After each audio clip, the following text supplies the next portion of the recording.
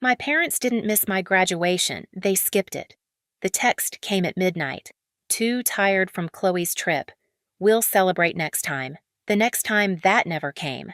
By sunrise, I was standing behind Harvard's podium, 1,000 cameras pointed at me, and 3 chairs in the front row, 2 empty ones with a single white rose. When the applause ended, so did their silence. Because that morning every network replayed my speech, and the world saw what they didn't. You think you know what that felt like being unseen until it's too late? You don't. Not until you hear what happened after. I grew up in a town where everyone knew your last name and what your parents drove. Sunday mornings smelled like coffee gossip and freshly pressed church clothes. My mother, Zoe Hart, lived for those mornings. She was the kind of woman who believed that appearances were a form of prayer. If people saw perfection, maybe they'd believe it was real. My father, Robert, stood beside her quietly, the man who nodded more than he spoke. And then there was Chloe, the daughter who made perfection effortless. The golden child.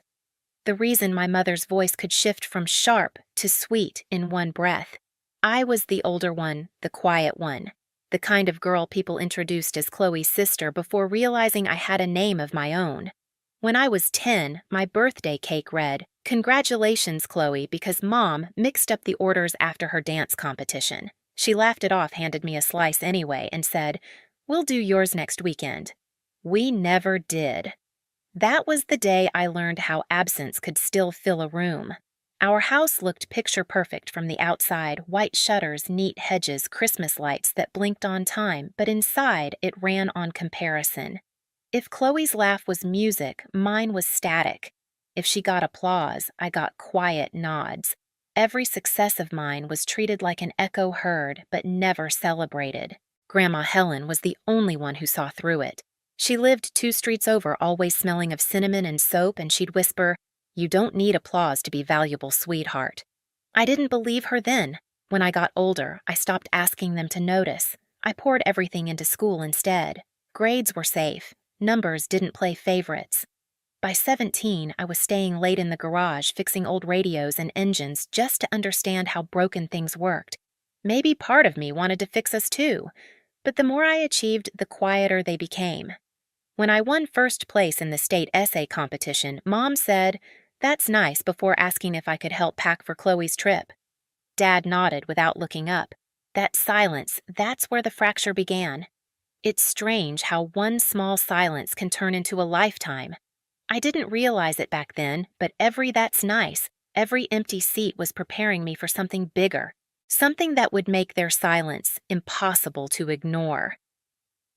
Harvard was everything my small town wasn't: loud, brilliant, alive. For the first time, I didn't have to explain myself to anyone. The cobblestone paths, the smell of coffee from the Science Center cafe, the hum of laptops at midnight, it all felt like belonging. But even in that new world, their silence followed me.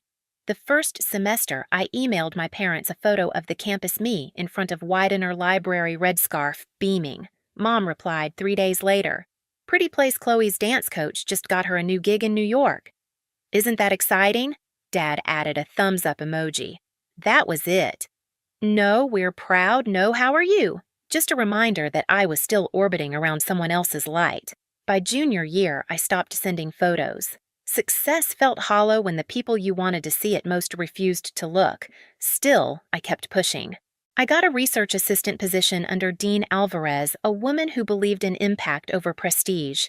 She taught me that data wasn't just numbers. It was people's lives translated into patterns. "You have a voice, Zoe," she told me once. "You just speak it through logic." That line stuck. While other students planned weekend trips, I spent nights at the library scanning old medical bills and community health records for our project. Rows of numbers glowed on my laptop, evidence of inequality, proof that silence kills more than words ever could. Every file I opened reminded me of home, of how easy it was for people to look away when something didn't affect them directly. Then came the email. "Congratulations. You've been nominated as valedictorian of the class of 2024. I stared at the screen for a long time. For once, I wanted to share the moment, to hear my parents say something that sounded like love. So I called. No answer. I texted. Hours passed. Finally, Mom replied, "Sorry, honey. We're in Italy with Chloe for her law internship, so proud of both our girls both. That one word hit harder than any insult, both as if I was an afterthought in my own victory. That night, Maya found me sitting on the dorm steps with the phone still in my hand. "You good?" she asked. I nodded, lying. Inside, something was breaking quietly. 2 weeks later, I got another message, short, almost casual. Too tired from Chloe's trip. "We'll celebrate next time." I read it twice, then typed back, "Rest well." It wasn't bitterness. It was the end of asking. The night I sent that text, "Rest well," I didn't cry. I didn't even get angry. I just sat there in the quiet hum of my dorm room, watching the light from the Charles River flicker against the wall. Somewhere between exhaustion and clarity, I realized I'd been chasing ghosts my whole life, people who were never going to show up no matter how loud I succeeded. That was the collapse. But it was also the beginning of something else. The next morning, I went to the commencement office and requested 3 family seats. The woman at the desk asked will all guests be attending. I smiled. "Yes," I said. 1 for my grandmother, 1 for my best friend, and 1 left blank. On the card in neat handwriting, I wrote, "Reserved for who shows up." Maya looked at me like I'd lost it when I told her. "That's poetic," she said, half laughing. I shrugged. "It's honest." In the days that followed, I threw myself into my speech. I stayed up until dawn in Widener Library, scribbling lines across old notes and coffee-stained napkins. I didn't want to sound perfect, I wanted to sound true. I wrote about every student who had worked 2 jobs, who studied in empty dorms during the holidays, who learned that silence can be survival until it becomes strength. I wrote about how sometimes the people who should clap for you are the ones who taught you to perform without applause. When Dean Alvarez read the draft, she didn't say a word at first. Then she looked up, eyes glinting. "You realize this isn't just a speech," she said. "It's a reckoning." By the time graduation week arrived, campus buzzed with joy and farewells. Students posed under the arches, parents carried bouquets and cameras. I kept my head down, my speech folded neatly inside my folder. Grandma Helen arrived the night before, her pale blue coat smelling faintly of lavender. She took my hands and said, "You don't have to prove anything, Zoe. Just speak." That morning, the text still sat open on my phone, the words, "Too tired," glowing like a bruise. I didn't delete it. I wanted to remember exactly what silence looked like. So I dressed slowly, pinned my tassel, and walked across the yard with 2 people who had never let me feel alone, Grandma and Maya. Between them, the 3rd chair waited crowned with a white rose. The stage was ready. So was I. The sun was sharp that morning, too bright for the ache under my ribs. Bells from Memorial Church echoed through the yard, rolling across the crowd like slow thunder. Rows of crimson robes shimmered beneath the light tassels, swaying cameras flashing. Everywhere I looked, families hugged, waved, called out names. The air smelled like lilacs and new beginnings. I found my seat on stage, my heart beating steady but slow. From up here, Harvard Yard looked endless, a sea of faces, parents craning their necks to spot their children's students searching for the ones who mattered most. I scanned the front rows once, though I already knew. Grandma in her blue coat, Maya beside her camera ready, and between them, the empty chair. The white rose gleamed against the red cushion, unmoving in the wind. It didn't hurt like I expected. It was colder, quieter, like the final breath before you jump. When my name was called, valedictorian Zoe Hart, a wave of applause rose through the crowd. I walked to the podium, each step heavy with years I hadn't spoken. The microphone buzzed softly. I steadied it, took a slow breath, and looked out over the audience. "Good morning," I began, my voice steadier than I felt. When they didn't see us, we learned to see each other. The hum of the crowd fell away. The wind stilled. I talked about the invisible ones, the students who worked behind cafeteria counters, who fixed printers at 2 a.m., who sent money home between classes. I spoke about how the world celebrates loud success but overlooks quiet endurance. We learn early, I said, that sometimes the chairs reserved for us stay empty, and when they do, we build new tables. I saw Maya wipe a tear. Grandma's chin trembled slightly, her hand resting over her cane. I kept going. My words were no longer just mine. They were every unspoken thing I'd swallowed for 24 years. Silence used to feel like punishment, I said, but now I see it was training. Because when no one shows up for you, you learn how to show up for others. For a second, the microphone caught the faintest tremor in my voice. I let it stay. The truth shouldn't sound perfect. When I reached my final line, May, we never leave the next seat empty for those who come after us. The applause started soft, then swelled until it roared through the yard. Students rose, professors stood. The orchestra began again, violins lifting like wings. Through it all, I looked back at the front row. Grandma stood hands clasped to her chest.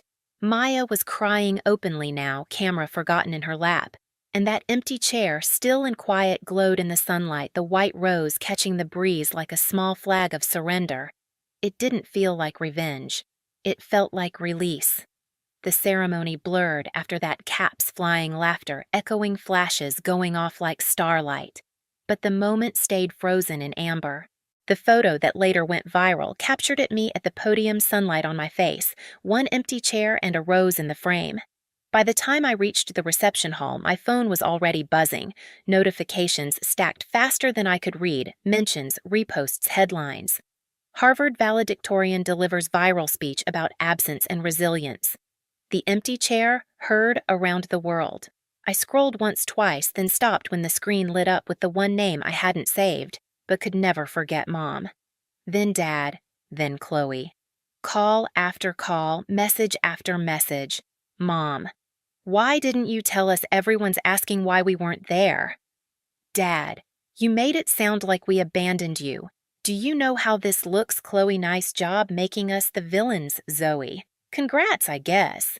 For a moment, I just stared at the screen, the buzz vibrating through my palm. Then I pressed mute and set the phone face down on the table. Across from me, Maya watched silently. Not answering, she asked. I shook my head. They already said enough. That night back in my apartment, the city lights flickered against the window. Grandma sat on the couch, newspaper in hand, the photo already on the front page. You didn't embarrass them, she said gently. You revealed them. Her words settled deep in my chest. By morning, the story had gone national. Emails flooded in, fellow students, strangers, journalists, even a TED curator asking if I'd consider expanding the speech. Hashtags trended. Chow the empty chair. Chow build your own seat. I didn't know whether to laugh or cry. Then another text came from Mom. We need to talk. This has gone too far. I stared at it, the irony twisting in my chest. Now they wanted to talk. Now that the world was listening. Grandma glanced over. Let them come to you, she said simply. So I did. I sent one message: dinner tomorrow.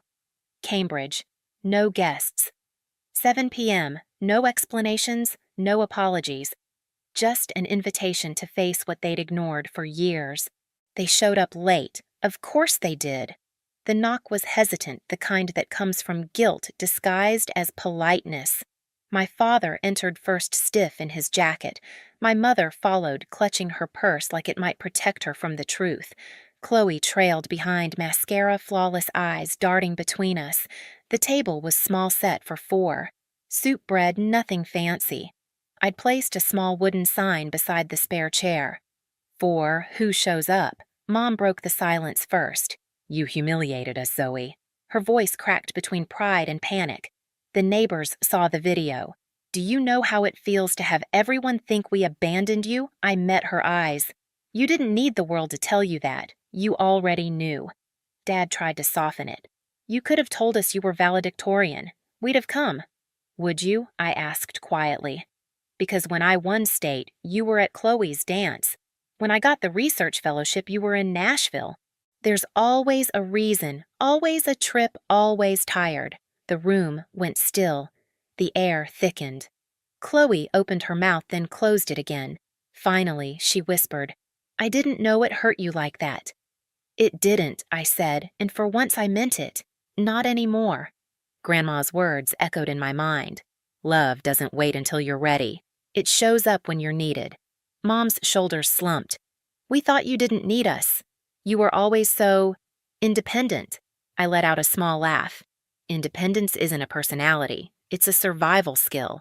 Silence fell again heavy, but not cruel. Something cracked in it, maybe understanding, maybe shame. I'm not asking for an apology, I said finally. Just consistency. If you say you'll come, come. If you're tired, rest, but don't promise to show up and then vanish. That's all. No one spoke for a long moment. Then, Dad nodded slowly like a man learning to bow for the first time. We'll try, he said. I smiled faintly. That's a start. When they left, the air in the apartment felt lighter. The rose on the table had begun to wilt its petals soft, but still beautiful.